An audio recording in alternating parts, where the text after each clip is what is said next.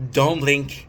It's your boy Ink. Welcome to Real Content of the Show. Guys are doing well. Guys are having a fantastic freaking day. Today is the 12th of August, 2024. We're gonna take advantage of the fact that it's the 12th August. As you can see, we're playing the tower as always. That's what I do. That's what I always do, right? You guys know me. Today's actually quite a sad, not a sad day, a sad story. But this is part of the subject. So when I started creating, it was out of a need because I was getting bullied. It was out of a need for social interaction that weren't relating to work, which was the place I was getting bullied at. The only place I had, which was somewhat akin to a social environment, was work. And because that was the only place, I put a lot of pressure on the people at work, and it ended up in me being bullied.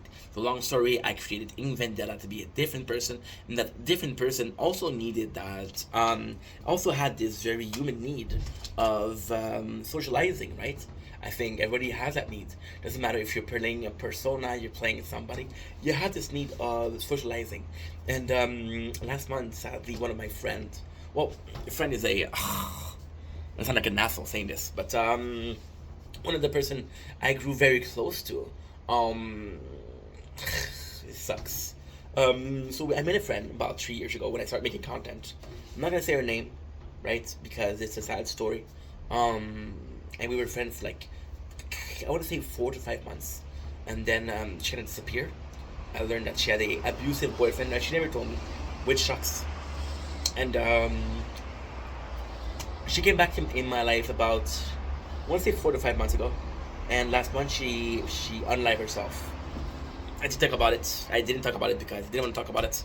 Um, it made me pretty sad, right? It made me very, very sad. But yeah, situation. And yesterday I found myself missing her because I don't know.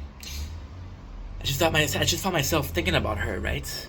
And I did the worst thing you can do, which is rereading the conversation with somebody that died. Um, let's have a drink. Let's have a toast for that person. X. May you rest in peace. Um, and I'm gonna come back to what I said about her. Um, she was feeling down. She was talking about how she was feeling meh. There was another time she was feeling meh, but I didn't see the message. I didn't know that she had those dark thoughts. And I wanted to touch on about something I said, which I think is extremely beautiful. Is something I said that is extremely beautiful. I sound like a fucking dick. Um, something I said that I wanted to talk about with you guys, and I was talking about she was feeling very down. I was like, I'm not. She actually said like, I don't know why I'm here, and I didn't understand that she was talking here. It meant alive. I thought here was a. I'm French, guys. I thought here, like when she said, I don't know why I'm here. I thought there was a reference to the fact that she was where she lived, and she wasn't religious. I did a video yesterday where I talked about religion a little more, but she wasn't religious, and I don't know. I believe this is this salesman in me. I believe this is the guy who's trying to please. I believe that this is the guy who's trying to be very relatable with people. I believe this is the part of me that needs to have this conversation where we both agree. I'm not very confrontational, so I said I'm ashamed of myself. I'm ashamed of myself because when I said it, it was to make you feel better. It wasn't it wasn't something it was some it wasn't something I looked for. It wasn't something I meant. It was the first thing that I thought about that would make her happy. And I don't know if that was laziness. Because if you have a friend and you want them to be happy, you're willing to put in the effort to make them happy. If you're not willing to make the effort to make them happy, then they shouldn't have to make the effort to see you happy, right? It's a give and give relationship, and it's always going to be that way. We're living together. Both people in the relationship and the friendship have to take, not to take advantage, but have to be in a better position in life because of that relationship. And with her, I said that one of the, it was really beautiful. But again, I would think I was bullshitting.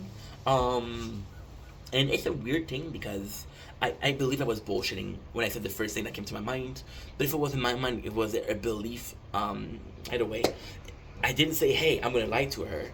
I didn't take the time to really find something that was something she would need. I just said the first thing I said in my mind. Then that thing was, you're so lucky to be here, because imagine, like, she wasn't a religious. I said, imagine if we come from the Big Bang.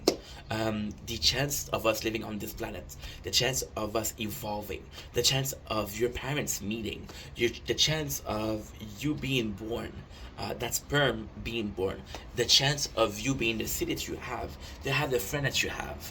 I'm the prime example. And again, it's not about me, it's about her. But let me give you guys an example. Let me make it relatable. Let me make it so you guys understand where I'm coming from. I'm extremely lucky in life. My parents, my mom, she's Egyptian. She immigrated from another place. My father was in a town that he loves, but had no job, so he had to come to Lachine to find some job, which is in Montreal. And they both ended up on a city with next to no people. I usually don't kill meat. Yeah, there you go. But I have to kill this one. One second, guys. He's talking about my friend's death. I don't need to kill a bee. See how fucked up the world is? She's on my balcony. I wanted to get into the house. My parents, they were from, my mom from a different country, my father from a different city. The fact that he came to this city, and the fact that, you know how my parents met? They were neighbors. That's all it took. They were neighbors. My grandma, my mom's mom, wanted my mom to be in a relationship, because it's the Egyptian mentality. If you're not married, be at a young age, you're not gonna be in a good position the rest of your life, right? Which is, that's the way they think. That's the way they believe, right? And I think it's more for women though than men. Don't ask me why. And my mom, she kind of saw my father. She's like, hey, I could be like a good boyfriend for my mom. So she got involved. They got married. They had me, but I was supposed to have a sister. I was supposed to be the youngest siblings, and my parents, they only wanted the one kids. So if they had my sister, I wouldn't be here. The fact that both my parents came to the same place, the fact that my sister had to die for me to be alive, and you can call it destiny, you can call it fate, but it is a blessing, and it's more than that. It's also friends. The fact that you're able to have the friends that you have right now, the fact that your value coincide and are relatable to other people that you care about, that makes them your friends, is insane. The fact that you start as a nothing, and then through a period of things that are sometimes lucky, sometimes unlucky, you're the person you are right now. It's not so much about how much you suffer, it's where they bring you. It's not how much you enjoy life, it's where are you right now, how much you enjoy it right now. You can have the best of life and then one day slack, you know. But that's part of the grand ploy of life. This is part of a destiny. This is part of making us stronger. It's part of the universe bringing us balance. If it feels like we're not ready to something, it'll put something in our way to make us readier, or more ready. I don't know how you said it in English. And yeah, the fact that I think it's beautiful, and I really like what I wrote. Imagine if the Big Bang didn't happen, we wouldn't be here. The amount of things that took for us to be here, and to me, it's insane. It is insanity, and you can choose to believe in the Big Bang or not. It doesn't stop the fact that you're extremely lucky to be alive.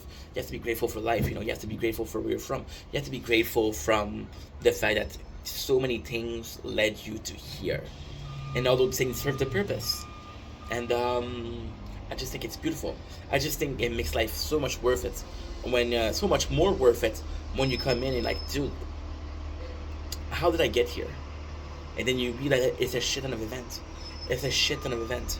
Like, oh my god, the fact that I'm here right now is almost unbelievable. I don't know. I don't know how many sperm goes into the eggs to create a baby. I don't know how much. I know how many of them make it through the eggs. One, maybe two. Twins, triplets, quadruplets. I know most of them dies. Yet you're still here, you're still alive, you're watching this. Even you watching this is kind of crazy. how did you get on this video? Did you search for it? Was it recommended to you? And if you search for it, or if you follow me and you just happen to see the video, how many content creators are there on the platform, on every single platform? 1 billion. That you found this specific video right now, that you're listening to what you're hearing right now, is it's hard to believe, it's hard to understand, it's hard to justify, it's hard to put in picture how lucky we are. But we are lucky. Anywho, long enough video. Love you, that you matter. I'll see you guys soon. Take it easy. Peace. And rest in peace. Yeah.